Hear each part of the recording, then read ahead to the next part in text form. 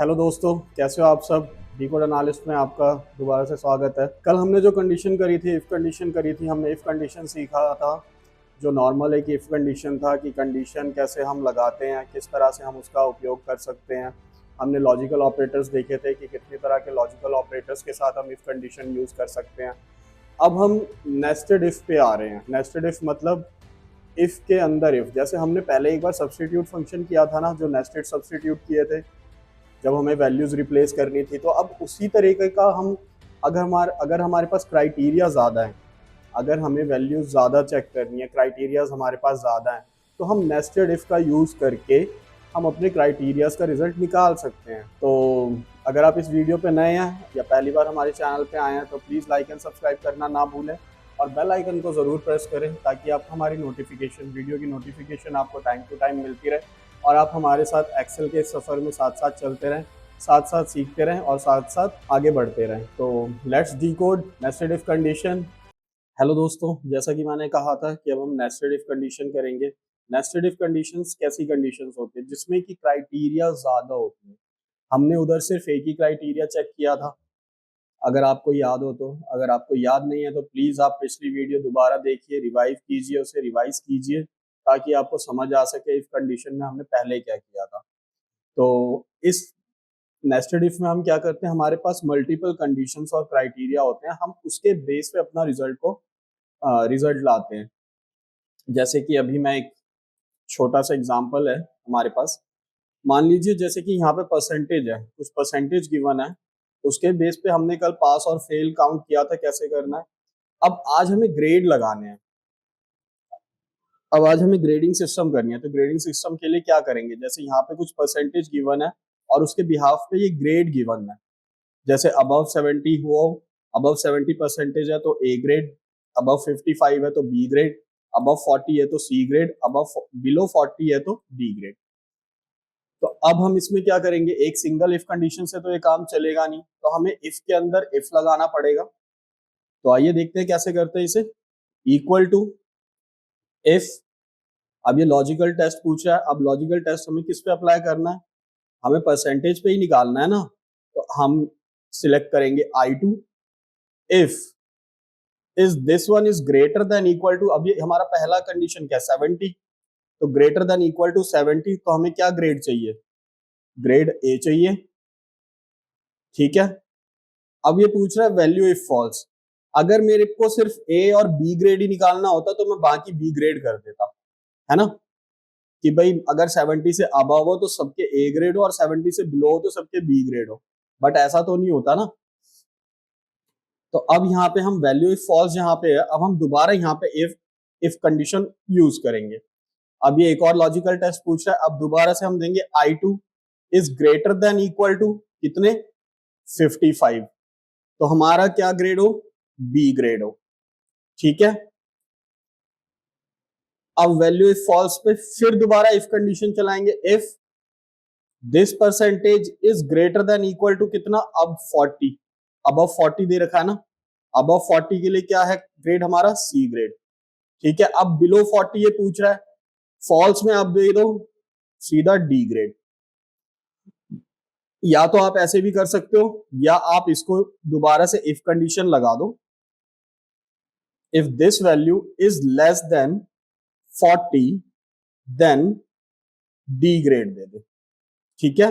अब जितनी बार bracket open किए थे उतनी बार ब्रैकेट क्लोज करेंगे, 1 2 3 4, एंटर। ड्रैग करेंगे नीचे, देखिए अब हम कंडीशंस चेक कर लेते हैं। 70 अबव है ए ग्रेड, 40 बिलो है डी ग्रेड। ठीक है। देन अगेन 70 अबव है ए ग्रेड, 55 बिलो है, अबव 40 है तो सी ग्रेड आ गया, अबव 55 है तो बी ग्रेड आ गया और अगेन ये डी ग्रेड। तो इस तरह से अगर हमारे पास मल्टीपल कंडीशंस होते हैं तो हम मल्टीपल कंडीशंस में नेस्टेड इफ का यूज कर सकते हैं। अगर हमारे पास कंडीशंस या क्राइटेरिया हमारे पास ज्यादा है तो हम नेस्टेड इफ का यूज करके रिजल्ट्स को डिराइव कर सकते हैं। ठीक है। इतनी सी चीज समझ आ गई। चलिए दूसरे एग्जांपल से समझते हैं अब। ये थोड़ा टफ है, इसमें थोड़ा आपको ध्यान देना होगा, ठीक है। अब यहाँ पे क्या, जैसे आपने देखा होगा इलेक्ट्रिसिटी बिल की कैलकुलेशन कैसे होती है कि पहले 0 to 100 यूनिट पे 2 रुपए चार्ज हो रहे हैं, फिर जैसे 100 यूनिट से ऊपर गया, 105 हुआ, 110 हुआ, तो जो बाकी का 10 यूनिट्स बचा, 100 यूनिट्स तो आपके 2 रुपए से काउंट हुए, लेकिन जो बाकी के जो 10 यूनिट बचे, तो उस पे अलग चार्ज होगा, उस पे 3 रुपए या 3.5 रुपए होगा, फिर वही 300 से अबव 400 स्लैब पे अलग काउंट होगा। तो इस तरह से अलग अलग स्लैब्स के अलग अलग काउंट होते हैं। तो अभी अब यहाँ पे देखिए, जैसे यहाँ पे 0 to 100 यूनिट्स पे कितना चार्ज है, 2.5 पर यूनिट। 101 से 200 तक 3.5 रुपीज पर यूनिट। 201 से लेके 300 तक 4.5 per unit.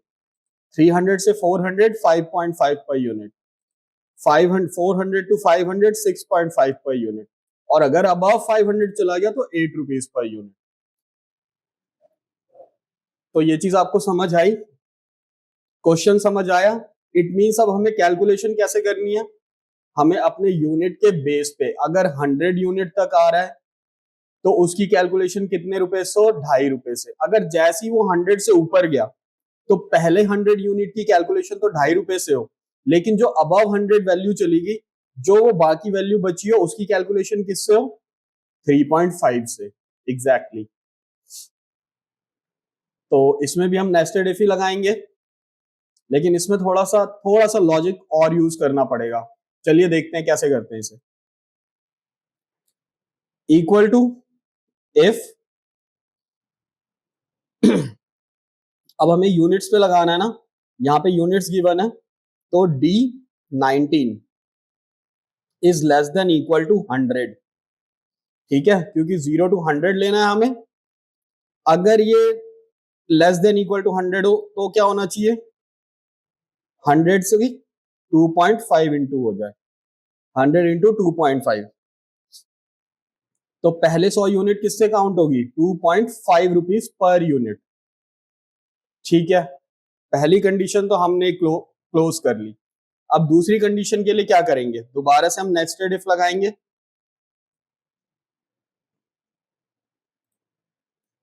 Is less than equal to 200।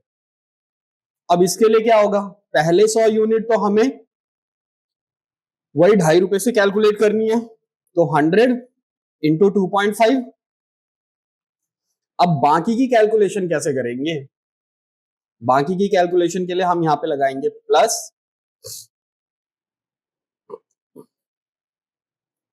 D19 minus 100 into 3.5। अब आप कहेंगे कि सर आपने इसमें से 100 माइनस क्यों किया, अरे भाई 100 यूनिट तो हम पहले ही कैलकुलेट कर चुके हैं ना। अगर हमने 100 यूनिट की कैलकुलेशन पहले ही कर ली 200 यूनिट में, तो बाकी तो 100 में से 100 माइनस करेंगे ना हम, तो जो बाकी यूनिट बची वो 3.5 से इंटू होगा। समझ आया, बस इतना सा ही फंडा है। अगर हमारी यूनिट 200 से कम होती है या उसके बराबर होती है, तो पहले 100 यूनिट 2.5 रुपए से कैलकुलेट हो, लेकिन जैसे ही 100 से ऊपर चले जाए यूनिट, मान लीजिए अगर 102 यूनिट है, तो 100 यूनिट की कैलकुलेशन तो 2.5 रुपए से हो गई। अब अगर हम 102 में से 100 माइनस करेंगे तो 2 यूनिट जो बचे उसकी कैलकुलेशन तो 3.5 रुपए के हिसाब से होगी ना, इसीलिए हमने 100 माइनस कर दिया। मुझे लगता है अब ये लॉजिक क्लियर हो गया होगा आपका, समझ आ गई होगी चीज। चलिए फिर आगे बढ़ते हैं। दोबारा से इफ, अब यही value is less than equal to 300 हो तो क्या करें, अगेन हमें क्या करना है, 100 इंटू 2.5 प्लस 100 इंटू 3.5 प्लस, अब इसमें क्या है, 200 से ऊपर जाएगी ना वैल्यू, तो अब हम यहां पे क्या करेंगे, D19 माइनस कर देंगे 200 इंटू 4.5। अब ये लॉजिक भी समझ आ गया होगा, क्योंकि पहले दो 200 यूनिट किससे कैलकुलेट होगी? पहले 100 यूनिट कैलकुलेट हो गई 2.5 रुपए के हिसाब से, दूसरी 100 यूनिट कैलकुलेट हो गई 3.5 रुपए के हिसाब से। अगर 200 से अबव जाती है यूनिट, मतलब 5 यूनिट बचे, तो उसमें से 205 में से 200 माइनस होगा, फिर वो 5 यूनिट की कैलकुलेशन किससे होगी? 4.5 से। समझ आई इतनी सी चीज? आशा करता हूं आप लोगों को समझ आ रही हो। अब मैं फॉर्मूले में आगे बढ़ता हूं। If again D19 is less than equal to 400, ठीक है। अब क्या करना है? वही 100 इंटू में 2.5, सॉरी 2.5, ओके 100 इंटू में 2.5 प्लस 100 इंटू में 3.5 प्लस 100 इंटू में 4.5 प्लस D19 माइनस 300 इंटू में 5.5। आई होप इतनी सी चीज क्लियर हो रही होगी। अब फॉर्मूला थोड़ा लंबा होगा, लेकिन लॉजिक आपको मैं समझाते हुए चल रहा हूं साथ के साथ। इसमें भी वही लॉजिक है, पहले की 100 यूनिट 2.5 रुपए से, दूसरे 100 यूनिट 3.5 से, तीसरा जो 300 वाला यूनिट है वो 4.5 से, बट 300 से अबव जो गया उसमें से 300 माइनस होके जो अमाउंट, जो यूनिट बचा, जो अमाउंट बचा उससे इंटू कर देगा, ठीक है। दोबारा से, if D19 is less than equal to 500, तो हम यहां से कॉपी पेस्ट ही कर लें, क्यों ना।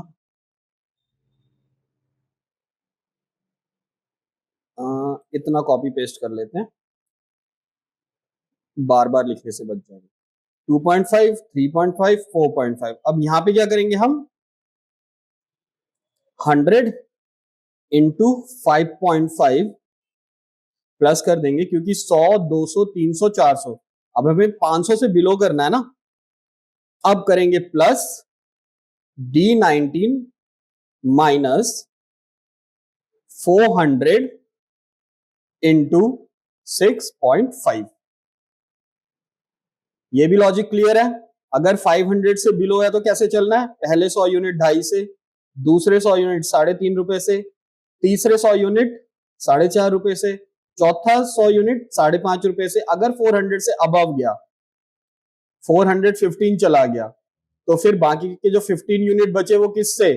6.5 से ना, क्योंकि 400 से 500 यूनिट हमारा कितना है? 6.5 है, ठीक है। अब हम ये इतना रेंज दोबारा कॉपी कर लेते हैं, हम बार बार लिखने से बच जाएंगे। अब यहां पे क्या है साइन हमारा? 500 से ग्रेटर देन, ठीक है। अब हम यहां पे सीधा करेंगे 100 इंटू 6.5, ठीक है, प्लस D19 माइनस में 500 इंटू में 8। अब यहां पे देखो दोस्तों, 500 से अबव यूनिट चला गया है, ठीक है। 500 से अबव चला गया मतलब हमें 5 बार तो 100 के मल्टीपल्स में काउंट लेना है, ठीक है। तो 100 into 2.5, 100 into 3.5, 100 into 4.5, 100 into 5.5, 100 into 6.5। अब कैलकुलेट करो, 1 2 3 4 5। अब 500 से अबव अगर चला गया, मान लो 520 हो गया, तो 520 माइनस 500 इंटू 8, लॉजिक वही सेम है। फॉर्मूला थोड़ा लेंदी है, बट अगर आप इसे लॉजिकली समझोगे, लॉजिकली करोगे, तो ये बहुत ही इजी टू अंडरस्टैंड फॉर्मूला है। मैंने बहुत ही आसान तरीके से आपको कैलकुलेशन करना समझाया है कि किस तरह से कर सकते हैं, किस तरह से लॉजिक बिल्ड कर सकते हैं। तो this is for logic building. जैसे ही आपका लॉजिक बिल्ड होगा ना, तो आप रिफरेंसिंग भी समझोगे, फॉर्मूला के रेफरेंस भी समझोगे, और उसे करने में आपको, फॉर्मूला बनाने में आपको कोई परेशानी नहीं होगी। तो ये सारी चीजें जब आप करते जाओगे ना, प्रैक्टिस करते जाओगे, तो आपके लॉजिक अपने आप बिल्ड होते जाएंगे, ठीक है। अब ये आ गई, अब हमें ब्रैकेट क्लोज करना है, तो कितनी बार, 1 2 3 4 5 6, 6 बार ब्रैकेट ओपन किए थे, तो 6 बार ब्रैकेट क्लोज, एंटर। देखिए ये आपके ड्रैग कर दो नीचे, आंसर इज योर्स।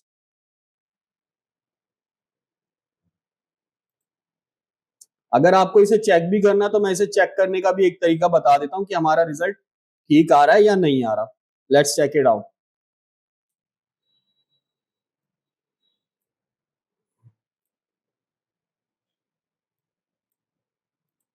100 इंटू 250, 350, 450, 550, 650, ठीक है। तो यहाँ पे 199 है ना, मतलब पहले 100 यूनिट किससे कैलकुलेट हुए होंगे, 100 इंटू 2.5, ठीक है, सॉरी 100 इंटू 2.5, तो 250 हो गया। अब बाकी बचे 99 यूनिट, तो 99 यूनिट किससे काउंट होंगे, इक्वल टू 99 इंटू 3.5। अब इन दोनों को ऐड करके देखो तो आ गया 596.5। लो सम ही कर लेते हैं इधर, सम आ गया 596.5, तो इट मींस हमारा फॉर्मूला सही वर्क कर रहा है। चलो एक और एग्जांपल दे देते हैं। अगर यहाँ पे 294 है, अब 294 में 1023 आ रहा है, ठीक है। 294 किस रेंज में पड़ रहा है, 200 से 300 के रेंज के बीच में। 250, 350, ये कितने हो गए, इन दोनों का सम मिला के कितना हो गया, 600। यहाँ पे हमने लिख लिया 600, ठीक है। अब यहाँ पे कितने यूनिट बचे, 94, इक्वल टू 94 इंटू में कितने से होना चाहिए, 4.5 के हिसाब से, ठीक है, 4.5, तो कितना आ गया 423। अब इक्वल टू 600 प्लस 423, 1023, हमारी यही वैल्यू आ रही है 1023। इट मींस हमारा फॉर्मूला परफेक्टली फाइन वर्क कर रहा है, ठीक है दोस्तों। तो इस तरह से हम, अगर मल्टीपल कंडीशन होते हैं, हमारे पास मल्टीपल क्राइटेरिया होते हैं, तो हम उसमें नेस्टेड इफ लगा सकते हैं। अगर आपको वीडियो समझने में या फॉर्मूला समझने में कोई दिक्कत हो रही हो, कोई परेशानी हो रही हो, तो प्लीज आप इसको दोबारा पॉज कीजिए, दोबारा से रिवाइंड कीजिए और दोबारा देखिए। लॉजिक बिल्डिंग कैसे करनी है ये आपको धीरे धीरे समझ आएगी, तो धीरे धीरे आप हमारे साथ आगे बढ़ते रहिए। और इस फॉर्मूला को शॉर्ट भी कर सकते हैं, तो वो मैं आपको बताऊंगा नेक्स्ट वीडियो में। और इफ्स भी बताऊंगा, जिससे कि हमें बार बार ये इफ कंडीशन ना लगानी पड़े, नेस्टेड इफ कंडीशन ना लगानी पड़े। और हाँ, अगर आप नए हैं इस वीडियो पे तो प्लीज लाइक एंड सब्सक्राइब करना ना भूलें, बेल आइकन को जरूर प्रेस करें, ताकि आपको हमारे एक्सेल टिप्स, एक्सेल की जानकारी आपको मिलती रहे, नए नए वीडियोस आपको मिलते रहे, जिससे कि आप हमारे साथ लर्न भी करते रहें और एक्सप्लोर भी करते रहें। थैंक यू दोस्तों फॉर वॉचिंग दिस वीडियो।